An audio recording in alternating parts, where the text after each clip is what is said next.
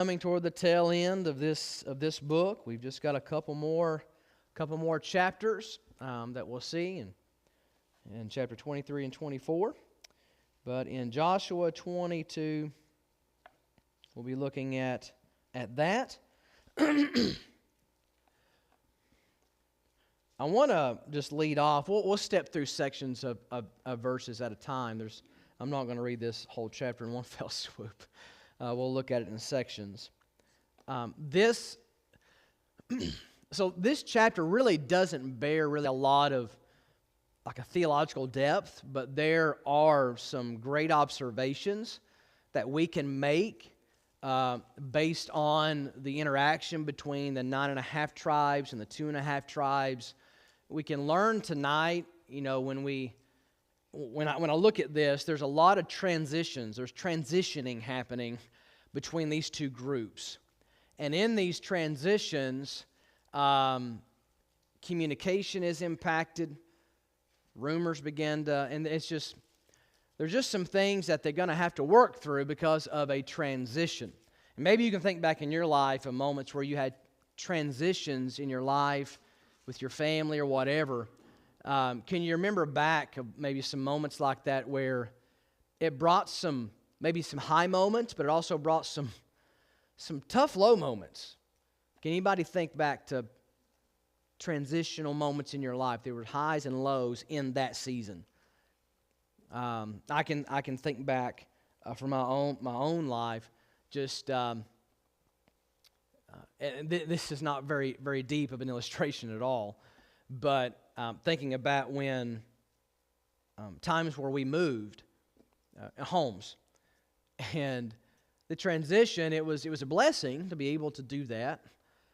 But then in the very early part of that transition, it's like I'm ready to go back home. Like this isn't home, but home's where I was for 10 years or 3 or 4 years or a couple years, And so that's probably not the best illustration, but, briefly there was just a low, I don't like this feel, And sometimes transitional moments in your life, you have that. You're going to see that here with this transition of these tribes. You think about this church for a second. There's an illustration. You've had transitional moments.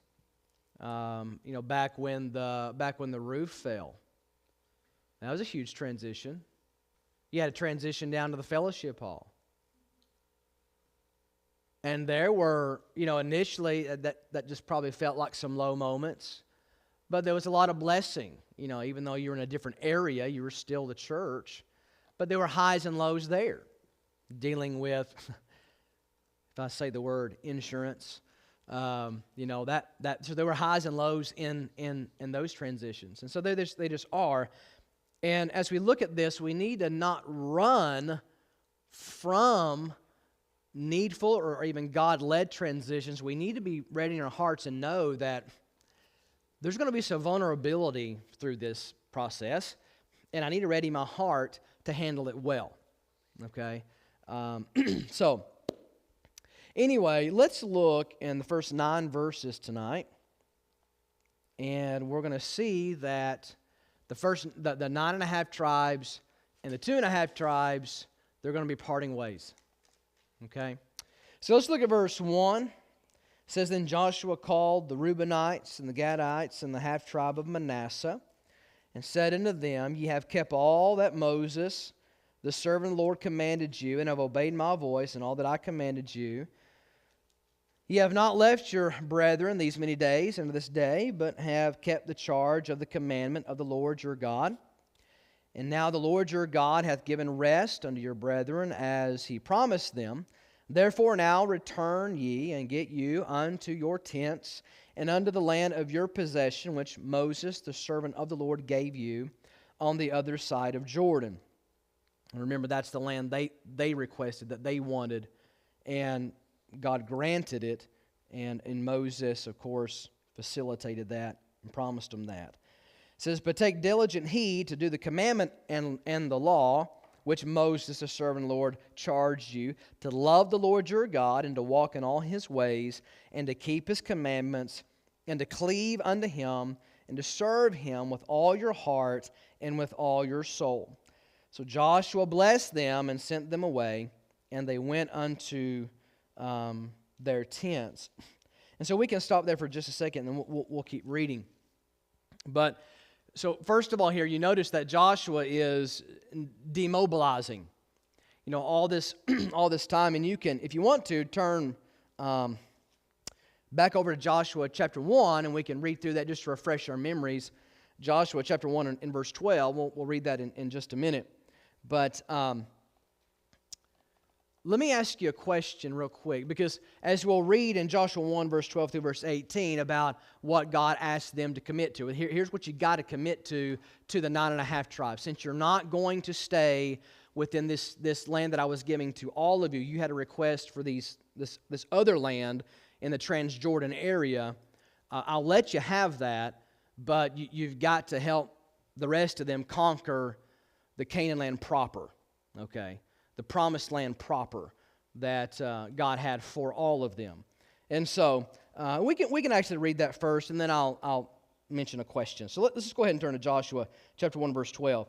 And to the Reubenites and the Gadites and the half tribe of Manasseh spake Joshua, saying, Remember the word which Moses the servant of the Lord commanded you, saying, The Lord your God hath given you rest, and hath given you this land. Your wives, your little ones, and your cattle shall remain in the land which Moses gave you on this side of Jordan, but ye shall pass before your brethren armed. Here's what you're going to have to do. All the mighty men of valor, and help them unto the Lord, until the Lord hath given your brethren rest, as he hath given you, and they also have possessed the land which the Lord your God hath given them.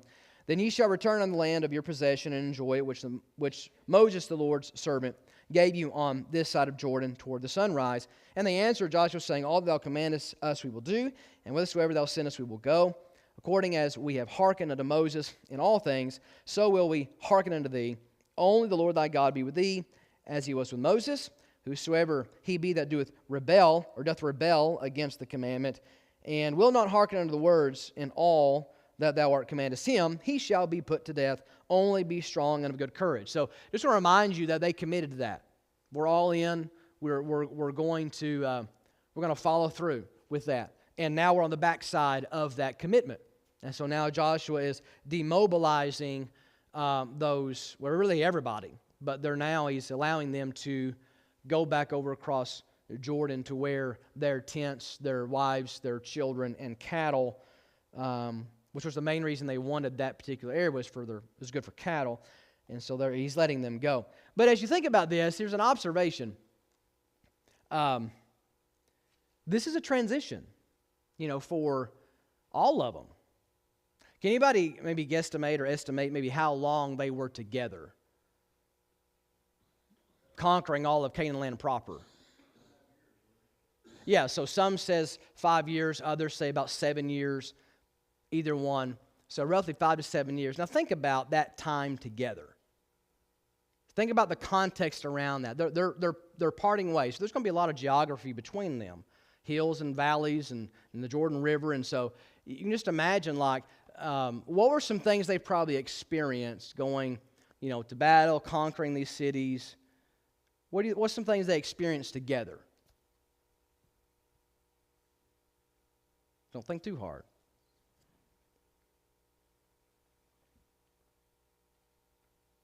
Nobody? Not enough stab at it.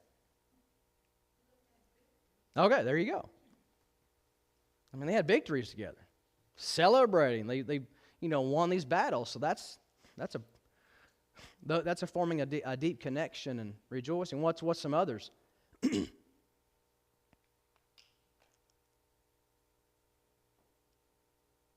they have any regret? Do they have any low moments in the battles?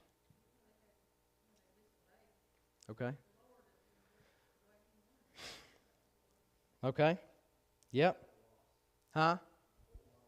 Yeah, they were many that had died because of mistakes they made. So they were faith growth moments for all of them, that they learned that together.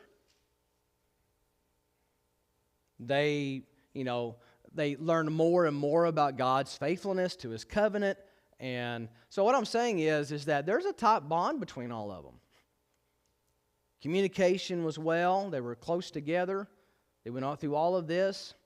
And now they're parting ways. The 2.5 tribes are going to be leaving, and I just think you need to think about that it's a transitional moment, And as you're going to see as you go on through, that makes that provides some vulnerability as we'll read through this because of the separation. But there's just a lot of things they went through together, and so.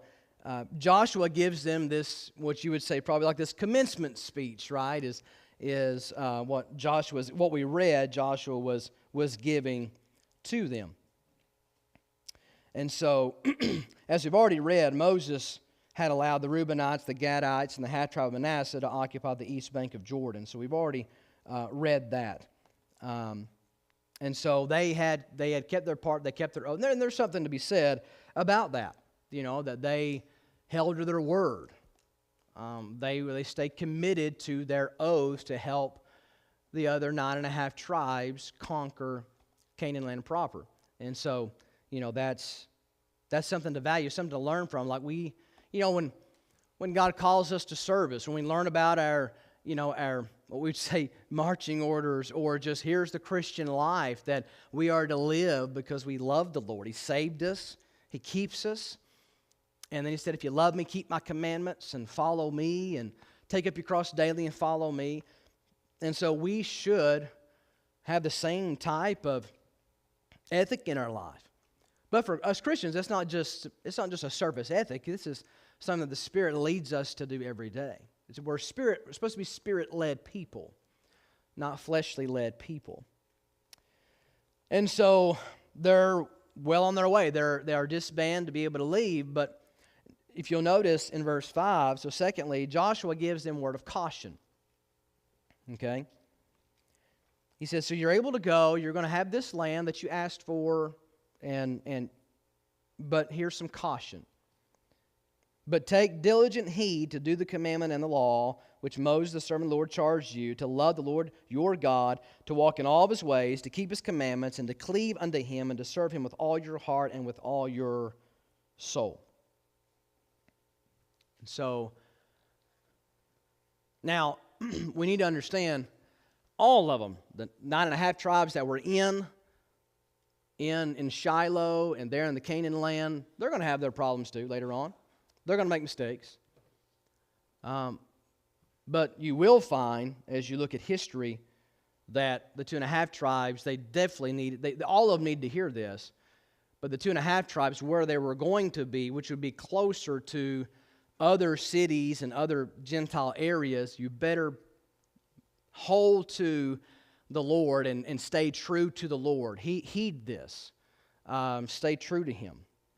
But as you go and look, the history of that area of historically, the 2.5 tribes, they would have been the first ones to fall more quickly into spiritual apostasy, idolatry practices. As you look at the history of those tribes, they would have been the first ones to have faltering from following the Lord.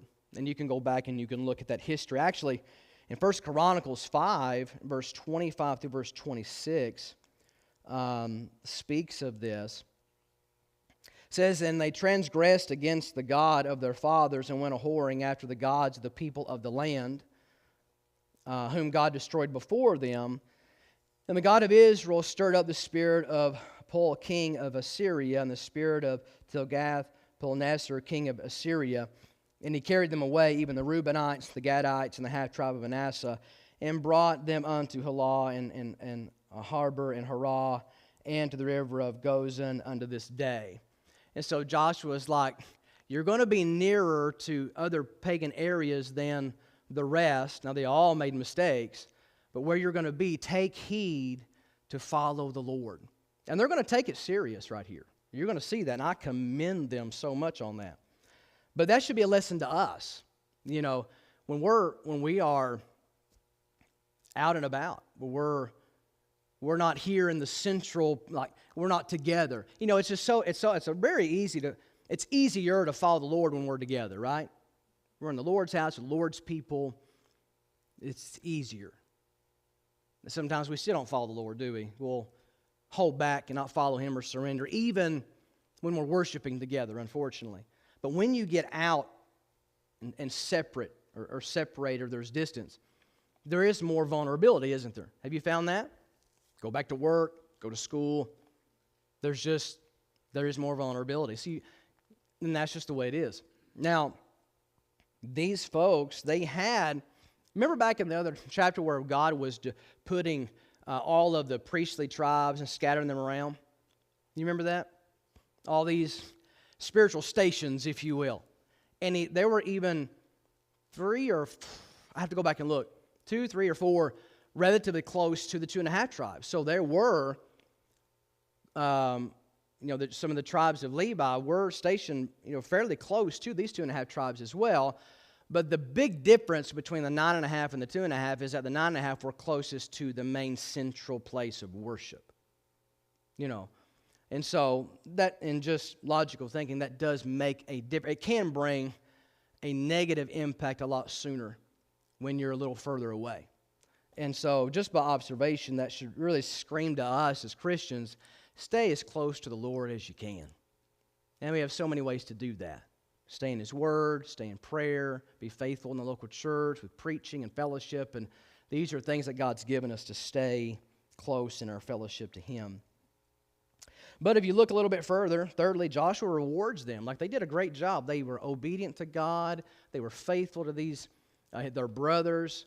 They served. They didn't take the easy route out in the battles. Oftentimes, we as people want to, what's the easiest? Let me just take that looks a little too painful, Lord. Let's just not go there. There's a little too much discomfort there. Let me just take the easy route. Well, they didn't do that. So I commend them. I mean, that says a lot about their hearts, that they cared about their brothers. They loved the Lord. So He rewarded. Now notice what Joshua says. You keep reading. Verse 6. So Joshua blessed them and sent them away, and they went under their tents. Now to the one half of the tribe of Manasseh Moses had given possession in Bashan, but unto the other half thereof gave Joshua among their brethren on this side of Jordan westward. And when Joshua sent them away, also under their tents, then he blessed them, and he spake to them, saying, Return with much riches unto your tents, and with very much cattle, with silver, and with gold, and with brass, and with iron, with very much raiment. Divide the spoil of your enemies with your brethren. And the children of Reuben, the children of Gad, half tribe of Manasseh, returned, departed from the children of Israel out of Shiloh, which is in the land of Canaan, to go into the country of Gilead, to the land of their possession, whereof they were possessed according to the word of the Lord by the hand of Moses. So he's like, here's reward for what you've done. And, God blesses us, and we're not worthy, even at times where we don't get it right. We mess up. And God is gracious, and He blesses us. But here, there is an overwhelming blessing of reward because of their heart and their service to the Lord. And God loves to bless His children. I'm looking at the fact that there's not one in here that's not blessed.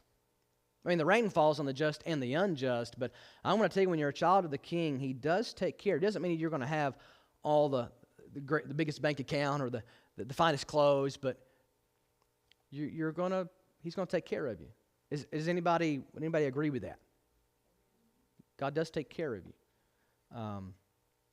And so here He's rewarding them for their valiant service to them. But notice this too. Here's something that we need to keep in mind. And that's why I love a church family as well. But we have got to be applied in following the Spirit to maintain this atmosphere within our church. He said, now all these riches you take back to your tents and you distribute to everybody. So God, you remember this area did not have that kind of atmosphere at all. It was very pagan. So remember, God is creating a whole new community, cities, all that. And He wants them to know, hey, community is important. Care for your families. Care for your children. Care for those that's in your tribes. Distribute. Can you take anything with you when you leave this world? No. When Andrea and I I guess it was the last time we were down in Asheville, near at Biltmore, and they had King Tutankhamun display there, King Tut, as you would know him, but and they had the whole display there of the story and the connection to the Vanderbilt family and all that, which is really neat. But you go in and they have this replication. You guys see this scale model of the guy that actually found the tomb of King Tut, and then they had a full scale of what was in his tomb. And the extent of which those pharaohs go to make sure no one touches all of the things they believe they may need in the afterlife blew my mind. Of using even just little snake heads all around the top of the coffin, or the container that he was in, so that and to ward off evil spirits, and just trying to protect him. And there was a little chariot in there and different things that he may need in the afterlife. And then they would do things that would prevent anybody from bothering it. And it just really saddened me to think that they really believed that. You can't take anything with you. And we need to be a benevolent people, a loving people, willing to help, And there's not been a time that I've been here at Clear Springs that when there's a need, people are coming to me before I even mention anything sometimes, like, we need to help them. I'm glad you thought of it even before I did. That's great. And so he's wanting them, I believe, this is wanting them to make sure they take care. Don't you go and hoard this, distribute it. Take care of everybody. So, but now you come to a vulnerable spot because of the distance between the 9.5 and the 2.5 tribes. A rumor begins to develop. Okay? The big difference now, it was a real rejoicing time. You can imagine probably the volume of the soldiers when they were leaving, heading back to the families. It was exciting. They're going back, to where their wives and their children, and you can imagine the roar of excitement. But they go back, and then from verse 10 down, things begin to be done for a good reason, but a rumor begins to be developed, and they were on their way to it would be almost like a civil war. And the big culprit in all of this was the distance. The communication is not like it used to be. There's distance. And whenever you have distance, say like even your marriage, like if you're distant from one another, not communicating, what typically happens over a little bit of time? Misunderstandings, and there becomes to have some problems. That's what you see here. It's very evident. It's a clear observation to see that. Verse 10, and when they came unto the borders of Jordan that are in the land of Canaan, the children of Reuben, the children of Gad, and the half tribe of Manasseh built there an altar by Jordan, a great altar to see to. The children of Israel heard, say, behold, the children of Reuben and the children of Gad, and remember it says, and they heard. Hearsay. Okay, that's they've heard it. They've not seen this. They've not talked to anybody. They've just heard this is what's going down with the 2.5 tribes. That they have built an altar over against the land of Canaan in the borders of Jordan at the passage of the children of Israel. And when the children of Israel heard of it, the whole congregation of the other children of Israel gathered themselves together at Shiloh to go up to war against them. And the children of Israel sent unto the children of Reuben and the children of Gad and the half tribe of Manasseh into the land of Gilead, Phinehas and the son of Eleazar the priest, and with him 10 princes of each chief house, a prince throughout all the tribes of Israel, and each one was a head of the house of their fathers among the thousands of Israel. And so they... this is a big problem. Now Joshua had disbanded the military efforts, but now the 9.5 tribes have taken back up arms again because of what they had heard about the 2.5 tribes, that they have built an altar. Okay? Now, for the sake of time, I'm not going to be able to, we'll read a little bit further, but the 2.5 tribes took Joshua, first of all, took Joshua very serious.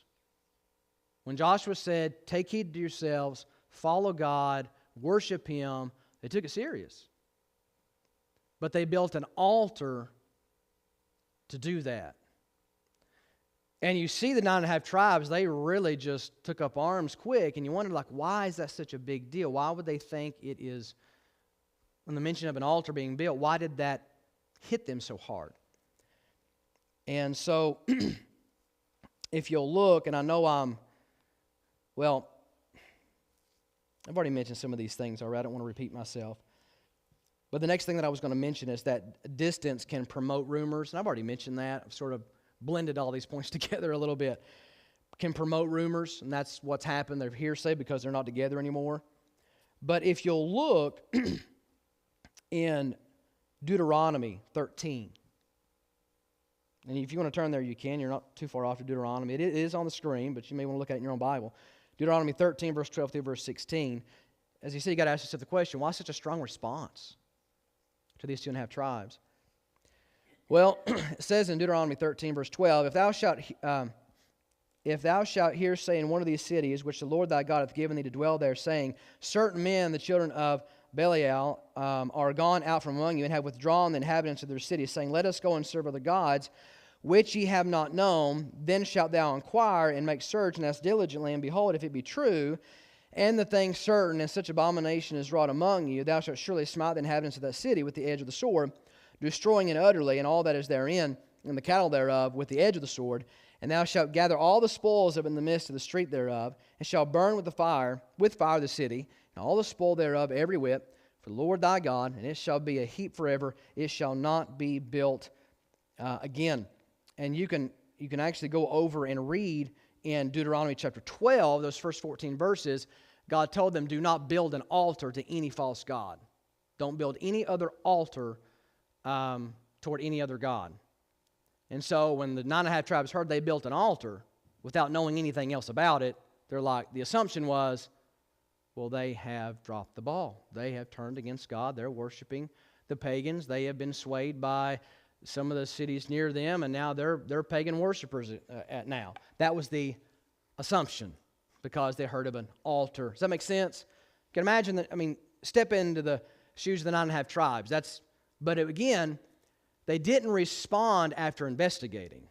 They respond just after hearing the rumor. Is that how we should do things?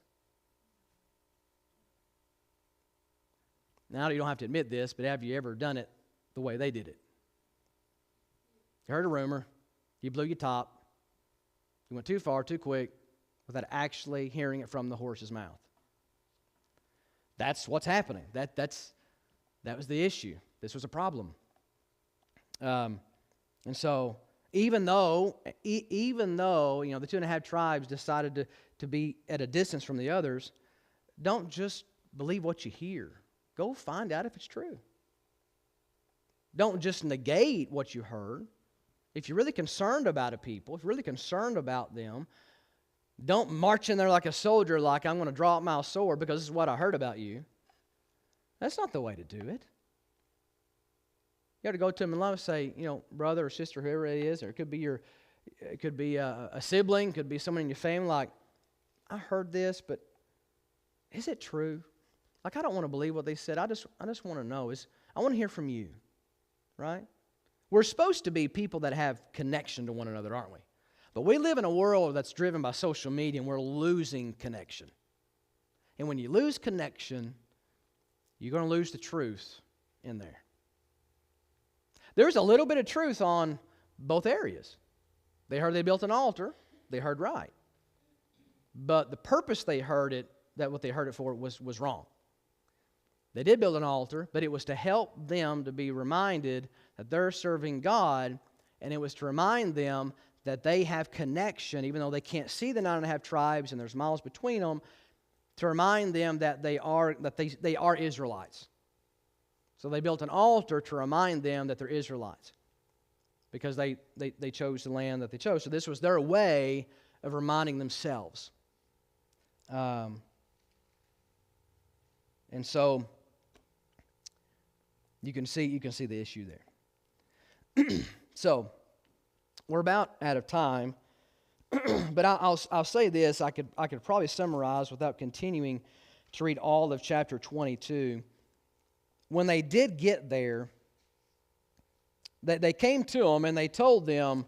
Let me just summarize this for you tonight.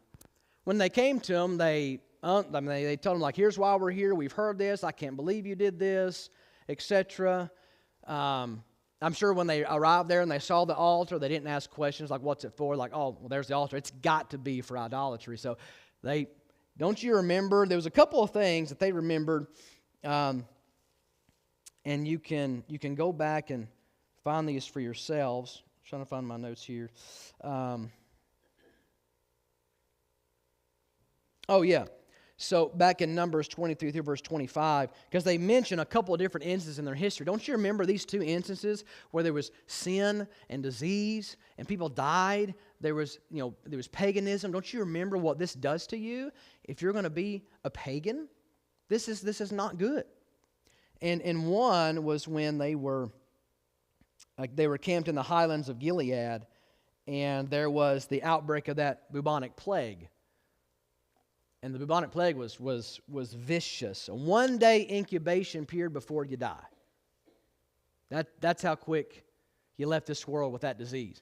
And there was sin that some of the one particular Israelite took a princess of the Midianites, and they think, let's do these sinful acts, and then the spirits will go. And so they mingled in with all of it, and it wasn't good. And then you had the sin of was it Achan? Yeah, with the wealth. That's the two stories they mentioned. Don't you remember? Why are you building this tower to these pagans? Sin does not pay well. The Bible says the wage of sin is death, right? So that's what they were telling them. But when they come to them, notice what happens. So they answer them, and they told these soldiers from the 9.5 tribes in verse 23 that we have built us an altar to turn. Hold on a second.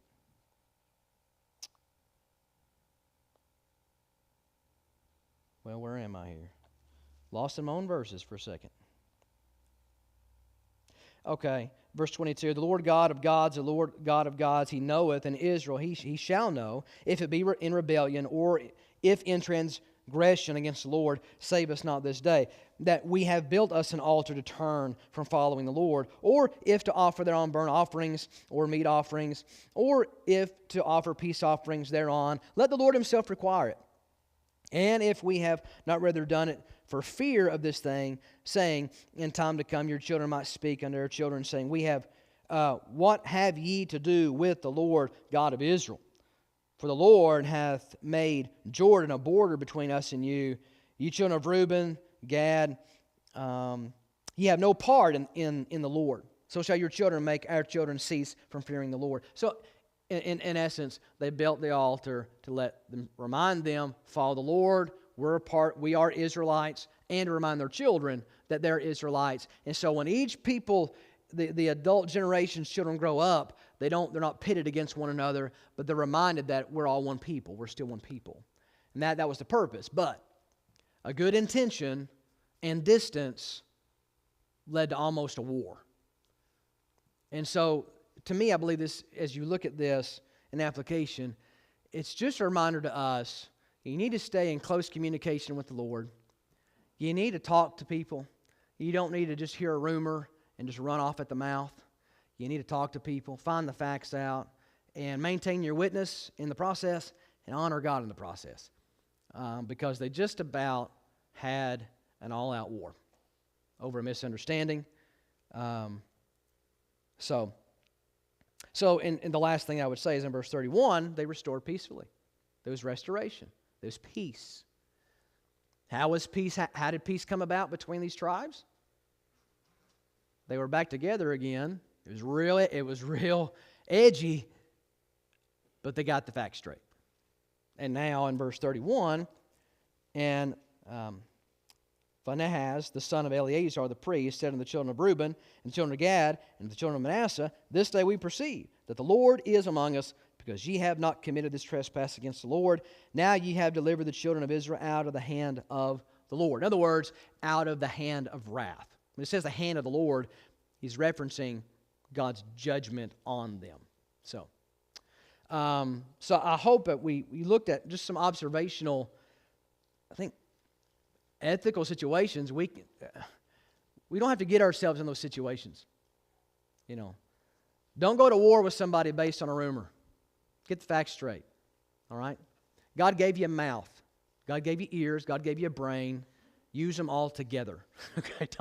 Don't limit one and just try to use God's given all these functions. Use them. Follow the Spirit.